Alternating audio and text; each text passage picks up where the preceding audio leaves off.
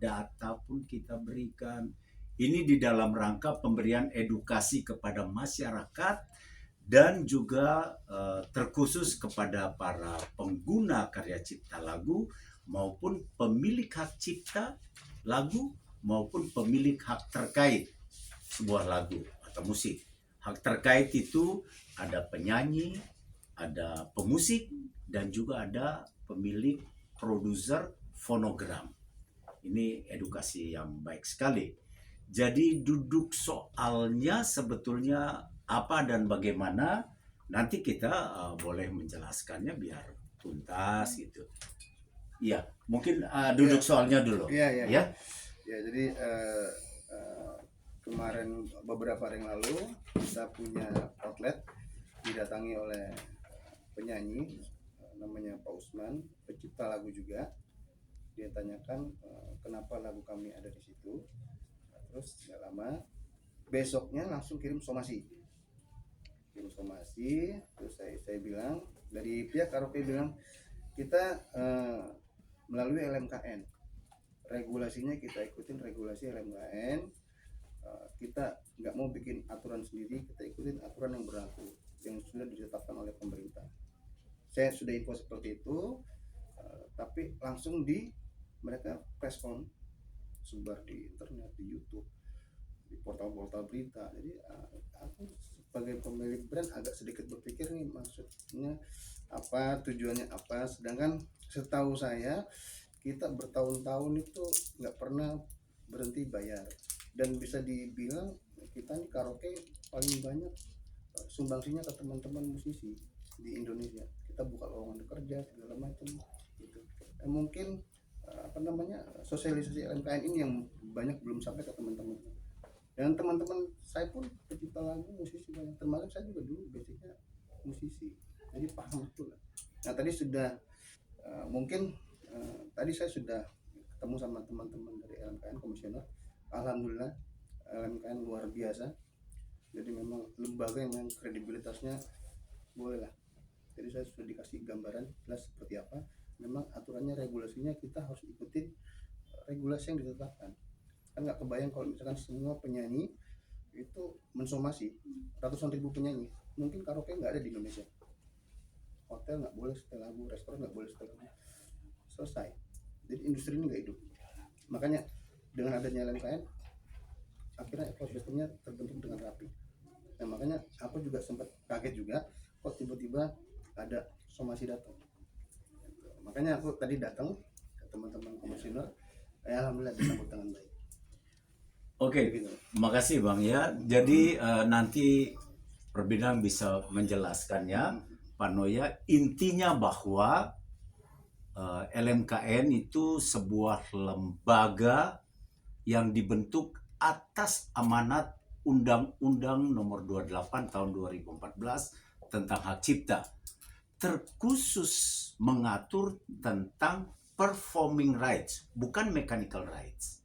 Jadi ini juga harus terjelaskan. Yang diurusi oleh LMKN hanyalah performing rights, hak mengumumkan. Para pemilik hak cipta maupun hak terkait hanya bisa mendapatkan hak ekonominya manakala yang bersangkutan atau pemilik hak cipta maupun hak terkait itu memberikan kuasa atau terdaftar di salah satu lembaga manajemen kolektif. Di Indonesia ada sekian banyak lembaga manajemen kolektif. Oleh karena itu di pasal 89 Undang-Undang tentang hak cipta diatur bahwa lembaga manajemen kolektif nasional sebagai one gate policy, polisi satu pintu gitu, untuk mengurusi kegiatan performing rights Indonesia. Untuk lebih lengkap, Bung Handri Noya SHMH dapat menjelaskannya sesuai dengan regulasi yang ada. Karena ini lembaga bantu pemerintah non APBN, nomenklaturnya seperti itu. Silakan Pak Noya. Terima kasih Pak Ketua, Pak Riko. Selamat datang teman-teman wartawan. Terima kasih. saya tertarik tadi pertanyaan teman-teman wartawan itu. Bagaimana kalau dia belum menjadi anggota LMK?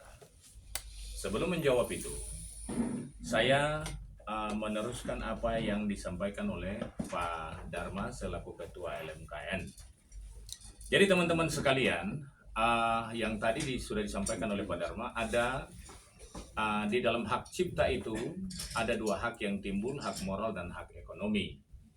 LMKN sebagai lembaga bantu pemerintah non-APBN yang dibentuk oleh Menteri berdasarkan Undang-Undang 28 tahun 2014 tentang hak cipta. Di dalam tata kelola royalti ada LMK dan LMKN. LMKN dibentuk oleh Menteri, LMK itu mendapat izin dari Menteri. Di dalam regulasi, di dalam Undang-Undang Hak Cipta mengatakan bahwa seseorang mau mengambil royalti atau mendapatkan hak ekonomi performing right harus mendaftarkan diri ke dalam sebuah lembaga manajemen kolektif. Pertanyaan yang menarik tadi adalah kalau dia belum dapat belum masuk ke satu LMK, bagaimana dapat royaltinya? Saya jawab berdasarkan undang-undang. Dia harus masuk ke salah satu LMK. Kalau dia di hak cipta, ada LMK pencipta. Ada 3 LMK pencipta, yaitu LMK KCI, ada LMK REI, dan ada LMK WAMI untuk hak cipta.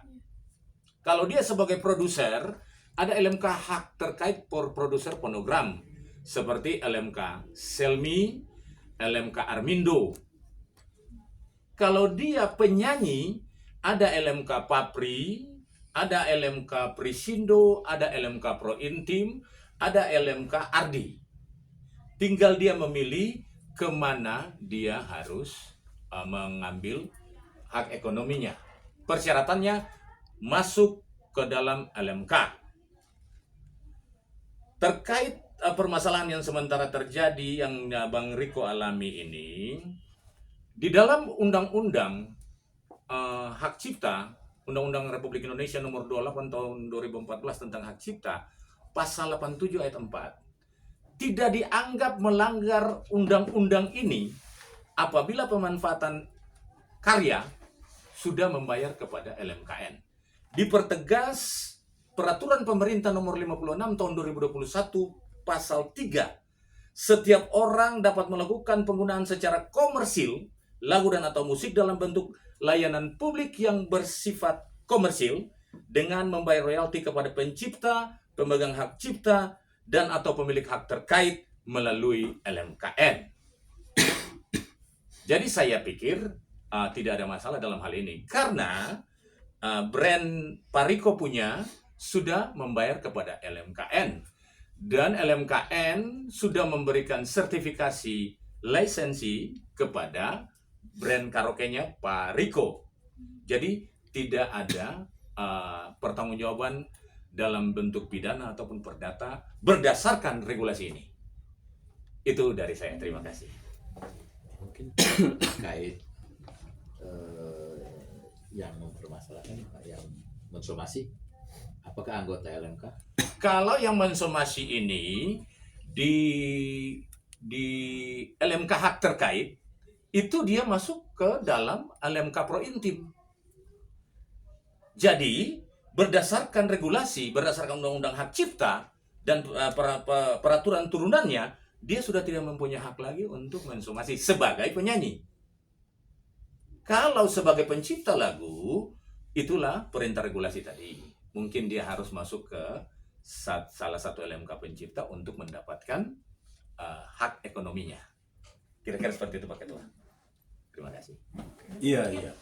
Jadi yang harus dicek betul itu adalah tadi sudah ada data bahwa sebagai pemilik hak terkait, sebagai penyanyi ataupun mungkin dia produksi sendiri, nah dia sebagai pelaku pertunjukan, sebagai penyanyi yang bersangkutan menurut data adalah pemberi kuasa yang disebut anggota di LMK Pro Intim. Ya. Nah itu nanti mendapatkan royalti melalui LMK Pro Intim. Begitu. Nah sebagai pencipta lagu, apakah lagu ini milik yang bersangkutan? Kita harus mengecek lagi apakah yang bersangkutan sudah menjadi anggota pemberi kuasa di salah satu LMK hak terkait. Hak cipta, sorry. Sebagai anggota atau pemberi kuasa di salah satu LMK hak terkait. Kalau belum menjadi pemberi kuasa atau anggota, ya dia harus mendaftarkannya ke salah satu LMK hak terkait, hak cipta gitu. Nah, di Indonesia tadi sudah disebutkan oleh Pak Handri Noya tadi, ada LMK KCI, ada LMK WAMI, ada LMK RAI, ada LMK SNI, dan juga ada LMK untuk lagu-lagu daerah, lagu-lagu tradisional. Itu juga sudah ada gitu. Jadi masuklah di dalam atau memberi kuasa di situ. Nah, itu. Nah, pengguna di dalam hal ini sesuai perintah amanat dari undang-undang maupun juga regulasinya melalui PP 56 dan besaran tarif itu sudah diatur. Rumah karaoke itu pakai aja. Nanti dia harus bayar. Kalau rumah karaoke-nya itu tidak membayar, nah itu bisa menjadi permasalahan hukum. Begitu. Pak John atau Pak Yesi ini yang ahli di dalam hal kebetulan bidang lisensi dan collecting, menarikan royalti. Silakan Pak John, Pak Yesi. Ya, baik, terima kasih rekan-rekan media. Sebetulnya kalau mendengar ceritanya Pak Riko tadi itu, saya seperti kembali lagi 10 tahun yang lalu itu, di mana kita belum mempunyai Undang-Undang Hak Cipta 28 2014 ya. Kejadian-kejadian seperti ini tuh sudah terjadi itu sebelumnya. Makanya kenapa ada Undang-Undang 28 2014 tadi Pak Ketua dan Pak Engineer sudah menyampaikan dengan sangat baik bahwa undang-undang ini holistik sifatnya, artinya mengatur lembaga manajemen kolektifnya, mengatur lembaga manajemen kolektif nasionalnya, mengatur pemilik haknya, juga memberikan kepastian hukum kepada pengguna komersialnya. Jadi ini sudah lengkap sebetulnya. Jadi kami mohon kepada teman-teman yang khususnya pemilik hak, kalau belum mengerti tata kelolanya, silakan datang ya, diskusi sama kita. Nanti kami jelaskan dan bagaimana proses-prosesnya, itu sebaiknya langsung datang saja kepada LMKN untuk kita jelaskan ya. Karena seperti Pak Riko sampaikan, undang-undang ini memang dibentuk sedemikian holistik supaya industrinya hidup. Royalti itu ada kalau ada pemanfaatan hak cipta lagu dan musiknya. Kalau tidak ada pemanfaatannya atau dibuat susah sehingga pemanfaatan lagu dan musik untuk keperluan komersial itu susah sekali, ya royaltinya juga nggak akan ada. Jadi sekali lagi mohon rekan-rekan pemilik hak juga bisa berdiskusi lah dengan LMKN di bagian humas atau nanti dengan kita, saya dengan Pak John juga bisa memberikan edukasi tentang bagaimana sih sebetulnya tata kelolanya. Demikian dari saya. Mungkin saya ingin menyampaikan apa yang sering menjadi sorotan di publik ya, terkait dengan bagaimana mengelola mendistribusikan royalti itu. Jadi seperti tadi, penyanyi dan pencipta itu memberi kuasa, apakah dia mendapatkan royaltinya? Dia dapat royaltinya, tapi tidak langsung. Dia mendapatkan itu melalui LMKN. Jadi Bapak kan Aperki, ya. Ayu Ting Ting itu anggota Aperki. Kami mempunyai kerjasama MOU dengan Aperki, sehingga semua anggota Aperki itu sampai sejauh ini taat. Nah, royalti yang dibayarkan itu akan sampai ke pencipta atau penyanyinya. Melalui mana? Melalui LMK di mana dia ada. Nah, sekarang bagaimana alur distribusi itu? Ini yang sangat penting, karena orang selalu berpikir, oh LMKN, itu nanti LMKN atur sesukanya. Ini saya sampaikan ya, bagaimana alur jalannya distribusi itu. Semua total royalti yang terkumpul 100% itu oleh undang-undang itu dikatakan 20% untuk biaya operasional. Biaya operasional itu apa? Ya, LMK ini mengurus anggotanya, memberi kuasa, mengatur. Dia perlu kantor, dia perlu tenaga. Maka di dalam tahun 2024 disepakatilah bahwa untuk LMK itu mendapat 10% dari total. 10% dari total. Sisanya 10% lagi diapakan? Karena kan undang-undang bilang 20%. Sisanya itu 8% itu, 8%-nya itu untuk operasional petugas-petugas lisensi yang datang ke karaoke, menyurat ke karaoke, menyurat ke hotel, menyurat ke tempat-tempat lain, mall dan segala macam yang menggunakan lagu yang merupakan user yang harus bayar. Mereka memerlukan biaya komunikasi, biaya transportasi, itu 8% disisihkan. Lalu LMKN dapat berapa? LMKN dapat 2% dari total itu.